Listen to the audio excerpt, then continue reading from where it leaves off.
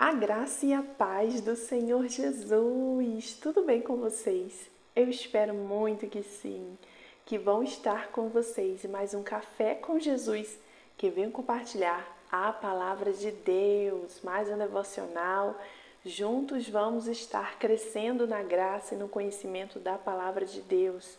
Mais um dia e eu agradeço a Deus pela sua vida, por você estar aqui junto comigo.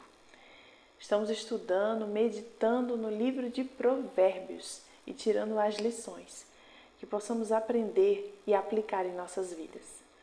Quero pedir a você que deixe seu like, curta, comenta, compartilha. Deixe aqui o seu nome, seu pedido de oração e eu estarei colocando vocês em minhas orações, em meu caderninho de oração.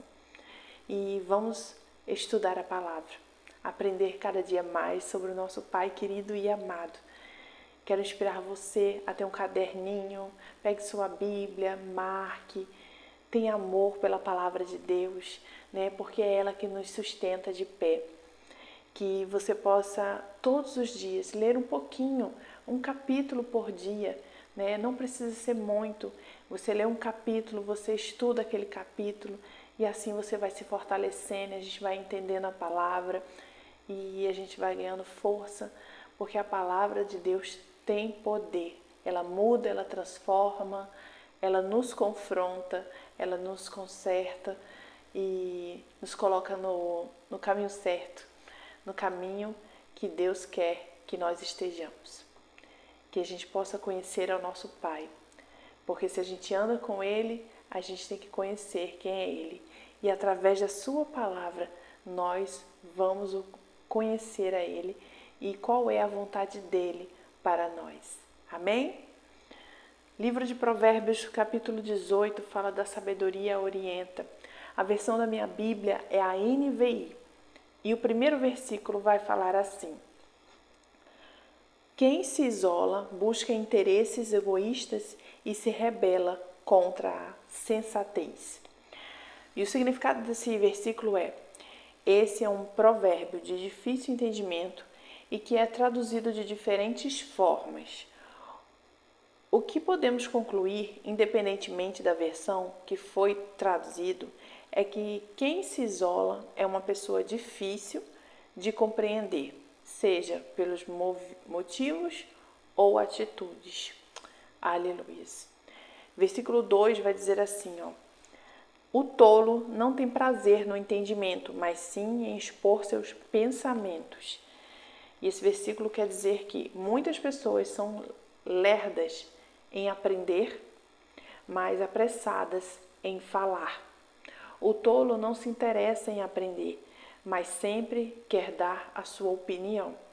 Já o sábio é aquele que admite que tem muito o que aprender e sente prazer diariamente em adquirir conhecimento e sabedoria. Versículo 3 vai dizer assim, ó: com a impiedade vem o desprezo e com a desonra vem a vergonha. E o que esse versículo quer dizer, meu irmão, minha irmã? Que a perversidade é um fruto da impiedade.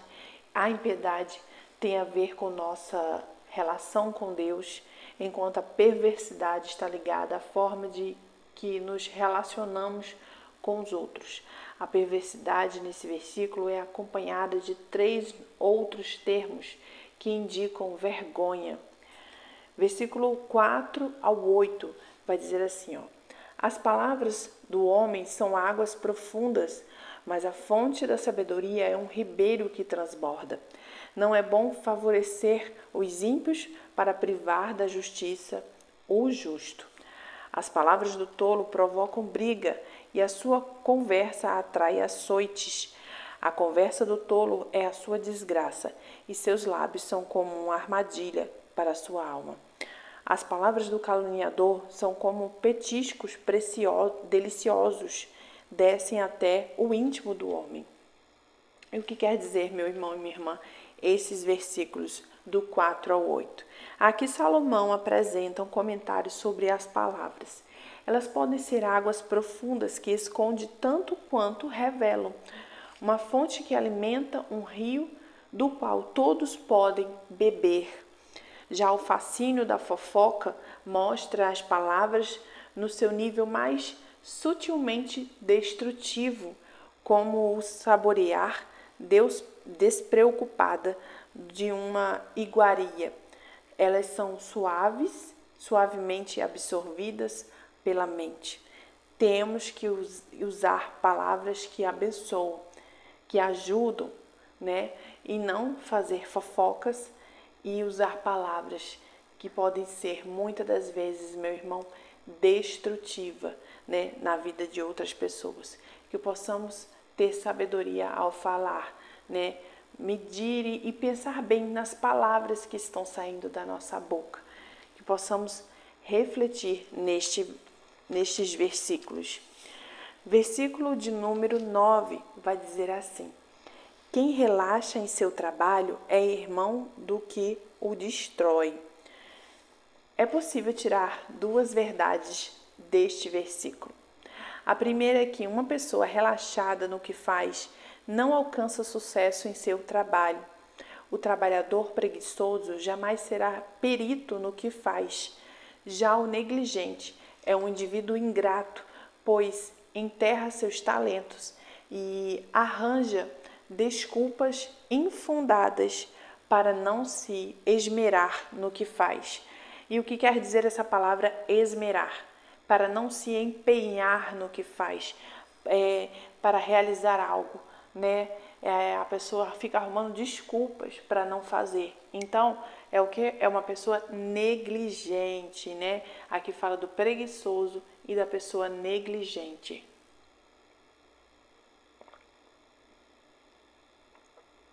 Versículo 10 e 11, meu irmão e minha irmã, vai dizer assim, ó: o nome do Senhor é uma torre forte. Os justos correm para ela e estão seguros. A riqueza dos ricos e a sua cidade fortificada. Eles a imaginam como um muro que é impossível escalar. Aleluias. E quer falar aqui sobre refúgio, né? Que existem muitos refúgios que podem proteger-nos na hora da tempestade. Muitos pensam que o dinheiro é um abrigo invulnerável, porém isso é um completo engano. O lugar mais seguro que alguém pode estar é em Deus. Somente os justos podem desfrutar dessa segurança. Glórias a Deus. E não há lugar mais seguro do que estar na presença e debaixo da potente mão de Deus, né? Não é dinheiro, não é nada que pode nos trazer segurança. Nada disso. Sim, o nosso Deus pode, né, nos deixar no lugar seguro. Que mesmo que a gente não venha ter dinheiro, mas estamos seguros e protegidos pela mão do nosso Deus. É Ele quem nos guarda, é Ele quem nos protege. Ele é o nosso refúgio, Ele é a nossa fortaleza. Amém, meu irmão e minha irmã? Versículo 18 vai falar sobre humildade e o caminho da honra. E vai dizer assim, versículo 12, capítulo 18, versículo 12. Antes da queda, da sua queda, o coração do homem se envaidece, mas a humildade antecede a honra. Aqui fala mais uma vez, mais um provérbio falando sobre orgulho, sobre soberba, né? Que a soberba é a sala de espera da queda, né? O orgulho é a sala de espera da queda, porque soberba e orgulho é a mesma palavra, mas a humildade é o portão de entrada da honra. A pessoa humilde é respeitada. Deus exalta aqueles que se humilham, né? E é bem interessante essa última frase aqui da explicação que fala assim, ó: Deus exalta aqueles que se humilham. E aí tem pessoas que gostam de falar assim: ah, os humilhados serão exaltados. Mas a palavra está querendo dizer que aquele que se humilha será exaltado.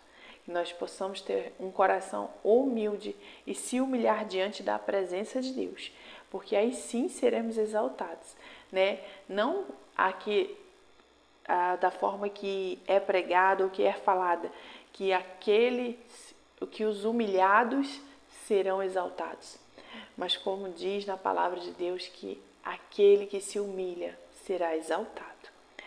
Versículo 13 vai dizer assim, ó, escute para depois responder. Quem responde antes de ouvir comete insensatez e passa vergonha. A palavra de Deus nos ensina a sermos prontos para ouvir e tardios para falar. Falar muito e ouvir pouco é um sinal de tolice. E responder antes de ouvir é passar vexame na certa, né? Passar vergonha. Não podemos falar sobre o que não entendemos. Uma pessoa sensata pensa na questão a ser respondida antes mesmo de responder. Glórias a Deus, que possamos pensar muito bem, né? Antes de responder. Às vezes a gente tem essa mania já aconteceu comigo, né? De você ouvir um áudio lá do WhatsApp, aí você não ouve nem todo, aí você pega e responde. Aí depois você faz uma pergunta para a pessoa que a pessoa já falou e você não ouviu. Você talvez não ouviu lá o áudio. E aí você já foi respondendo, já foi perguntando. E aí, ai meu Deus, já tá a resposta aqui, desculpa, eu não li, desculpa, eu não ouvi a mensagem toda, você estava falando disso, né? E a gente aprende com isso, meu irmão e minha irmã. Vamos escutar primeiro, né? Vamos escutar tudo para depois a gente falar. Vamos escutar tudo bem direitinho para depois a gente poder responder com sabedoria. Versículo 14 vai dizer assim, ó, que o espírito do homem o sustenta na doença, mas o espírito deprimido, quem o levantará? Salomão faz uma observação acerca do poder da mente sobre o corpo. A doença pode ser superada pela vontade e determinação, mas o espírito deprimido expõe a sua fraqueza humana inerente ao homem. Quando o resultado do arrependimento é aceitável a Deus e pode vir a cura, glórias a Deus, né? Deus pode fazer todas as coisas, meu irmão e minha irmã, né? Independente do diagnóstico. Aqui está falando que a observação acerca do poder da mente sobre o corpo e que a doença pode ser superada pela vontade e determinação, né? Eu creio muito que muitas doenças que muitas pessoas às vezes são acometidas, e até mesmo na pandemia, quando teve, muitas pessoas morreram só pela questão de ter tanto medo da doença, né? Talvez perderam a sua confiança em Deus e focaram tanto na doença que acabaram morrendo, muitos morreram deprimidos, de tanto pensar naquilo. Também eu já ouvi falar sobre o câncer também. Muitas pessoas morrem, às vezes não é nem pelo fato da doença, mas sim pelo medo tão grande que o seu psicológico fica tão afetado por aquilo que elas acabam vindo a falecer, né? Porque não tem forças, elas se deixam entregar pela questão da doença, de ser um câncer ou de ser algo muito sério. Mas onde está a nossa confiança, né? A gente tem que confiar em Deus, porque a palavra diz lá em Lucas 1,37 que não existe nada impossível para Deus. Então a gente tem que vigiar aquilo que entra na nossa mente para que a gente não venha adoecer, né? Deprimir o coração da gente. E eu creio, meu irmão e minha irmã, que quando a gente busca em Deus força, na palavra de Deus, e tem vontade e determinação, a gente pode vencer isso, Deus pode mudar a situação, Deus pode virar aquela situação de um dia para o outro. Eu creio nisso porque eu sirvo a um Deus que não existe nada impossível para Ele. Versículo 15 vai dizer assim, ó, o coração do que tem discernimento adquire conhecimento, os ouvidos dos sábios saem à sua procura. O conhecimento é a busca incansável do sábio. Os tolos buscam prazeres, sucesso e conforto. Quando alcançam seus objetivos, não encontram satisfação. Já o sábio busca sabedoria, a sabedoria vai além do conhecimento e ela é melhor para a vida com os olhos de Deus, e nela está a verdadeira satisfação, né? Ela é o olhar para a vida com os olhos de Deus, e nela está a verdadeira satisfação, né? A nossa satisfação está em Deus, né? E não há nada melhor do que buscá-lo, conhecê-lo e cada dia mais estar buscando a sabedoria que vem do céu, que é de Deus, a sabedoria que vem de Deus. Versículo 16 ao 18 vai dizer assim, fala sobre contendas. O presente abre o caminho para aquele que o entrega e conduz à presença dos grandes. O primeiro a apresentar a sua causa parece ter razão, até que outro venha à frente e o questione. Lançar sorte sobre contendas e decidir questões. Lançar sorte sobre sortes resolve contendas e decide questões entre poderosos. Glórias a Deus. Aqui nesses versículos, Salomão está explicando a melhor forma de lidar com controvérsias e contendas. Todas as sociedades têm problemas em desenvolver sistemas legais que resolvam as questões entre os poderes. Se eles não aceitam o julgamento de Deus, deve haver algum outro princípio considerado superior aos dos contendores. E isso é difícil de ser encontrado. Aleluias. Versículo 19 vai dizer assim: um irmão ofendido é mais inacessível do que uma cidade fortificada. As discussões são como as portas trancadas de uma cidadela. Glórias a Deus. A gente tem que, aqui está nos exortando, né?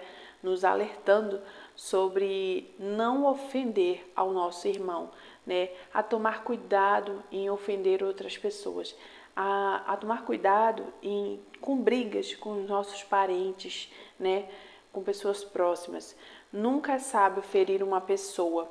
Uma pessoa ofendida em sua honra torna-se uma fortaleza inexpugnável.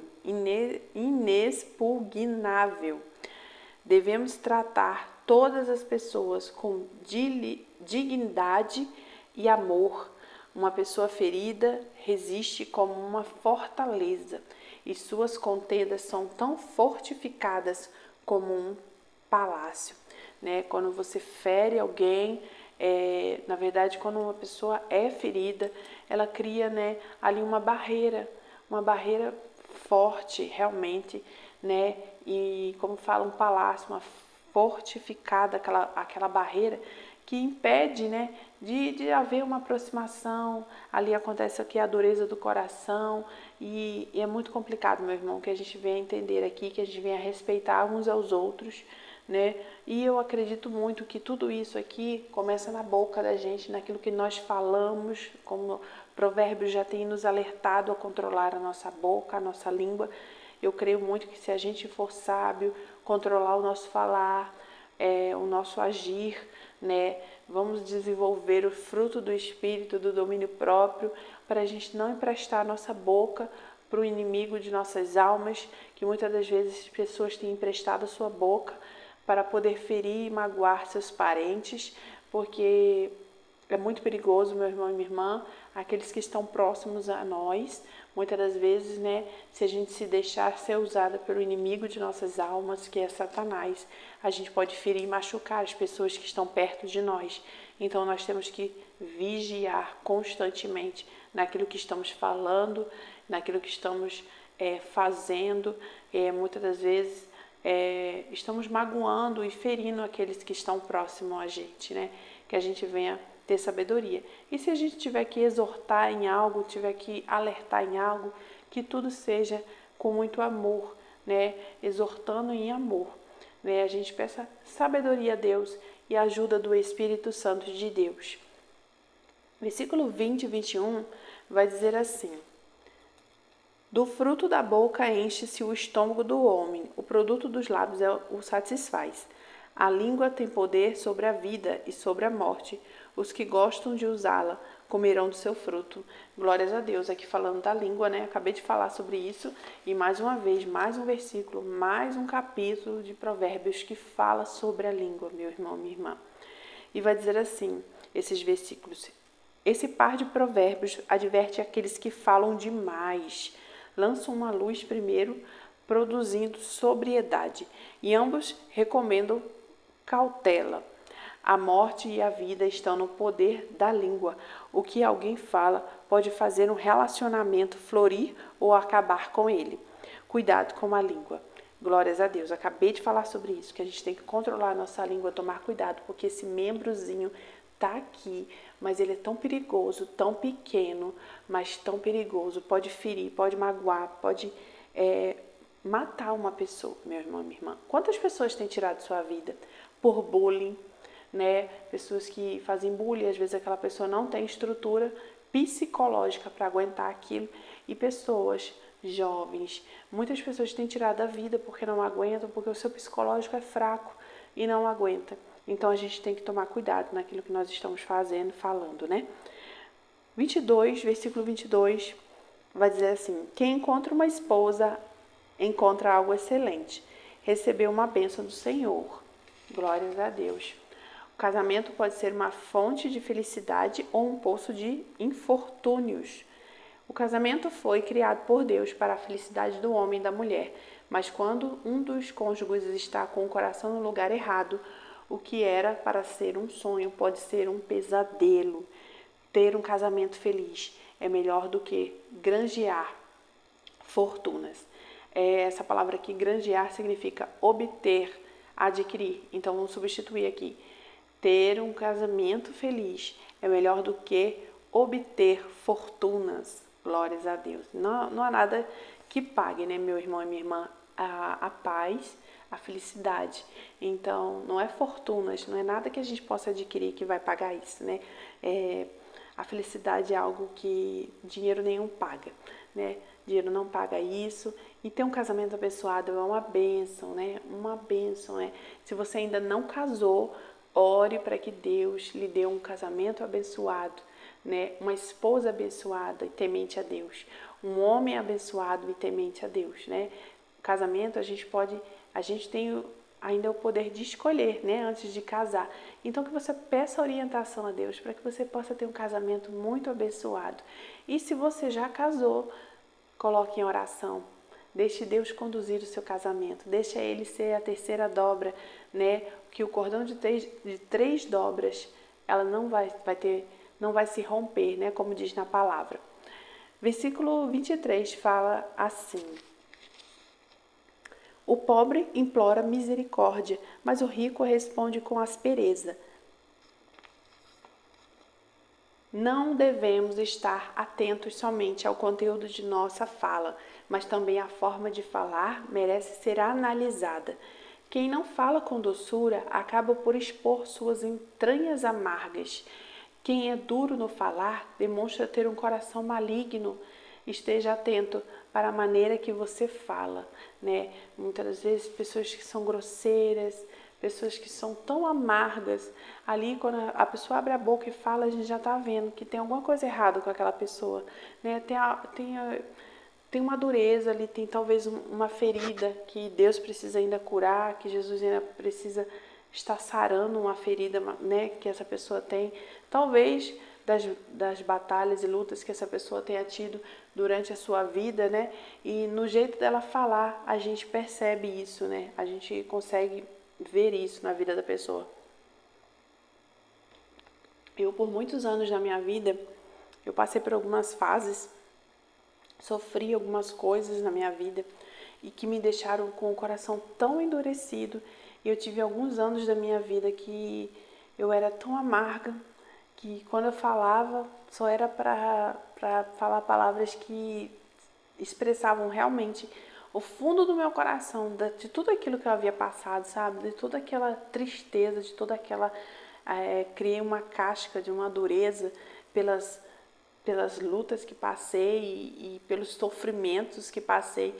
E que hoje eu vejo diferente, sabe? Depois que Jesus curou as feridas que estavam no meu coração, depois que eu busquei em Deus por cura, por libertação daquilo que estava no meu coração, que Jesus me curou, que Jesus me libertou, muita falta de perdão também. E o Senhor me libertou, o Senhor me direcionou, eu buscando ao Senhor através de sua palavra, jejum, oração. O Senhor me orientou a me libertar disso, o Senhor me orientou a entregar nas mãos dele, e eu deixei Jesus curar essa ferida do meu coração, e hoje eu vejo o meu falar diferente, hoje eu vejo palavras diferentes na minha boca, sair da minha boca, né? Por isso que diz que a boca fala aquilo que o coração está cheio, né? Se está saindo palavras duras, difíceis,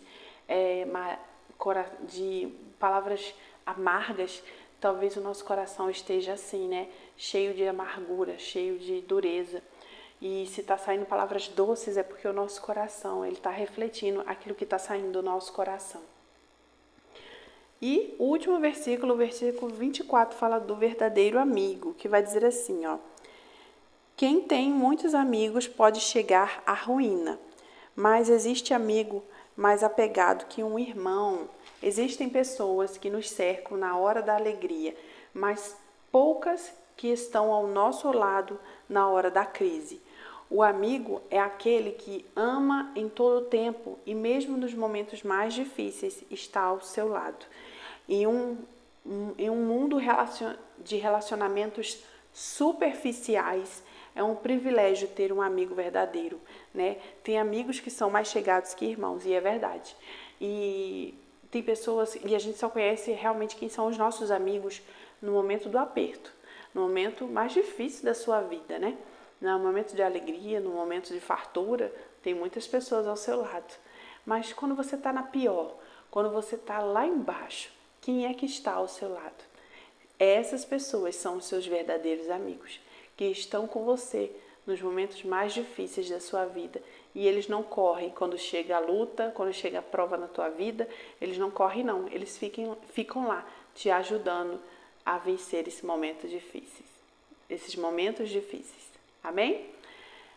E essa é a meditação de hoje, o versículo foi até o 24, e eu espero que tenha abençoado demais a sua vida, como tem abençoado a minha. Eu estou aprendendo e vou aplicar em minha vida, e eu espero que você também aplique, né, na sua vida.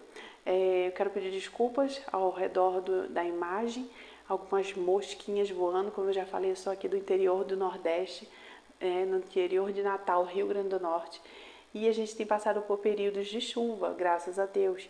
Mas nesses períodos de chuva aparecem muitas moscas aqui no Nordeste. E como eu estou gravando à noite e aí eu acendo a luz, elas ficam ao meu redor, ficam aqui. É uma, duas, três, por mais que eu limpe tudo, mas elas ficam aqui, né?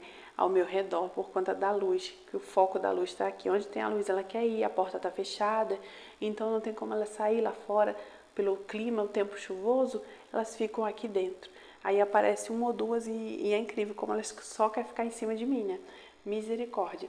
Mas mesmo assim nós conseguimos, né, semear a palavra, e eu creio que você entendeu, meu irmão, minha irmã, e foi abençoado por essa palavra. Amém? Deus abençoe, amanhã eu volto, se meu Pai querido e amado assim permitir, estaremos meditando em Provérbios capítulo 19. Deus abençoe.